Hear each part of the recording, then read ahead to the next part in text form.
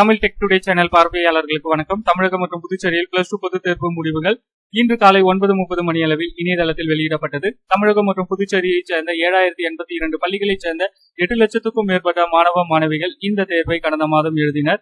மாணவ மாணவியர்களின் விடைத்தாள்கள் திருத்தும் பணிகள் கடந்த வாரம் முடிவடைந்து இன்று காலை 9:30 மணி அளவில் பிளஸ் 2 பொதுத் தேர்வு முடிவுகள் இணையதளத்தில் வெளியிடப்பட்டது.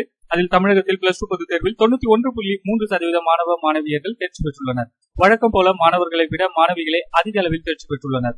மாணவர்களை பொறுத்தவரையில் 88.57%, மாணவிகள் 93.64% தேர்ச்சி பெற்றுள்ளனர். மாவட்ட அளவில் திருப்பூர் மாவட்டம் 95.37% தேர்ச்சி பெற்று முதலிடம் பிடித்துள்ளது.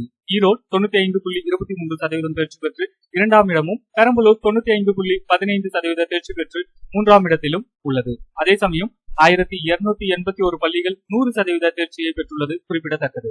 தேர்வு முடிவுகள் குறித்து மேலும் செய்திகளுக்கு மறக்காம நம்ம சேனலை சப்ஸ்கிரைப் பண்ணிக்கோங்க. அடுத்த அப்டேட்ல சந்திக்கிறேன். நன்றி, வணக்கம்.